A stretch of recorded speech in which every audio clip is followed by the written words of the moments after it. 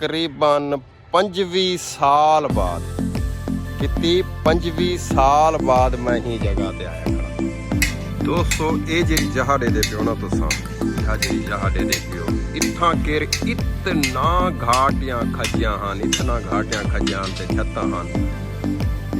ये जगह ते साडा बचपन गुजरी कोई शादी खां हालात थों मशहूर है जो बे गजू खां दा देरा है साईं। 7 ਤੋਂ 8 विघे जमीन है सारी डाची नाल पिलेंदे हन।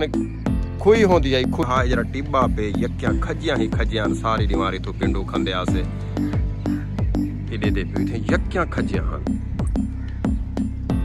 अस्सलाम वालेकुम दोस्तों, क्या हाल है? खैरियत है? ठीक हो? फिट हो? तबीयत सेट है? दोस्तों तो साडे दे पे मेरा बेज अमजद खानजादा दोस्तों अज तकरीबन 25 साल बाद कितनी 25 साल बाद मैं ही जगह ते आया खड़ा। ये जगह ते साडा बचपन गुजरी कोई शादी खां हालात गज्जू खां दी खुई भी आदन, गज्जू खां दी खुई भी आदन कोई शादी खां गज्जू खां ओ मारूफ मशहूर मारूफ हस्ती है जिहदे बारे खुद ज़रब मिसल बढ़ चुकी है जो बे आया के गज्जू खां दा देरा है।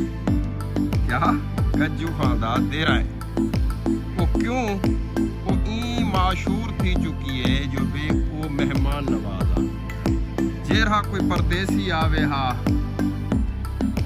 जिथों थक्का त्रुटा आवे हा उनदे देरे ते और रहंदा हा ते उनको ओ रोटी खवेंदा हा। ते इथों मशहूर है जो बे गजू खां दा देरा है साईं। गजू खां दा देरा समझ गिते वे ये हुण हुंदी खुई है इदे दे पियो सो तुसां 25 साल बाद मैं ही जगह ते दोबारा आया। 25 साल बाद छोटे छोटे होंदे आसे इथे कर सारी दीवार इदे दे पियो जिथा केर इमारतां बढ़ चुके ने ये खचियां भी जेरिया खड़ियां ये तकरीबन कोई 25-30 साल पुरानियां। इत्थां केर पहले यही हवेली दे अंदर पहले खुई होंदी है। ये 7 ਤੋਂ 8 विघे जमीन है, 7 ਤੋਂ 8 विघे जमीन है सारी डाची नाल पिलेंदे हन। खुई होंदी है खुई खूह होंदा हा बोके लगे होए होंदे हन को ते हुंदे नाल पिलेंदे हन सारी ये जमीन को। दौर वध तब्दील थींदा गए तकरीबन असां पढ़ाई च लग गयूं, पढ़ाई तो बाद वाला अपने कम्मे च लग गयूं।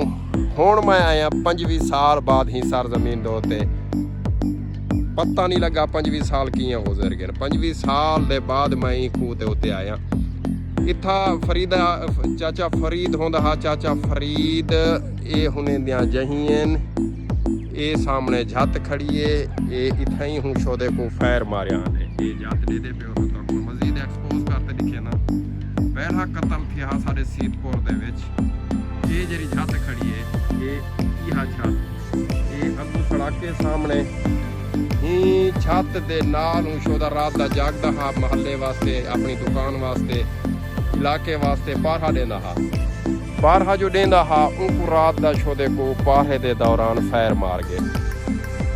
शोदा पहला कत्ल थिया साडी छोटे छोटे आसे निकले आसे ते पहला कत्ल थिया बेगुनाह शोदा बड़ा खौफ हरास फैलिया।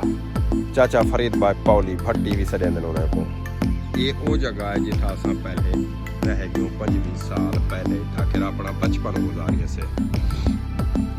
इथा के ढेर सारिया कौमां आबाद हैं। भट्टी मार्का थी गे, अरई मार्का थी गे, बरबरे मार्का थी गे, अच्छा उमरानी मार्का थी गे।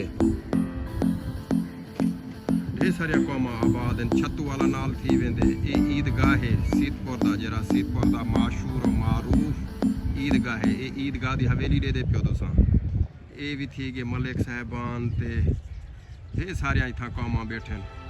ये 7 ਤੋਂ 8 विघे जितना भी जमीन तुसां दे पियो ये खुई दे जरिए अपने अखी नाल डिठा से दोस्तों अपने अखी दे नाल डिठा से इथा डाची दे जरिए खुई वहांदी है बोके होंदे हन। उथा असां धंधे भी हासे निकले होंदे आसे धंधे भी हासे असां उथा कर ते ये खुई नाल सारा रकबा पिलेना। क्या प्यारा दौर आ, क्या सुनहरी दौर आ। सच्चे लोग हन, सच्चियां गालियां हन, सच्चियां मुहब्बतां हन। ई छत दे तले असां खेते हासे इथा के बहुत बड़ी टाली है ही हवेली दे अंदर। जी हवेली के अंदर खुई भी है असा इथा केर सारी डिमार बिलोरियां लाडू स्कूलों जो पढ़ते वलू हाँ वाला सारी डिमार इथे केर होंदे आसे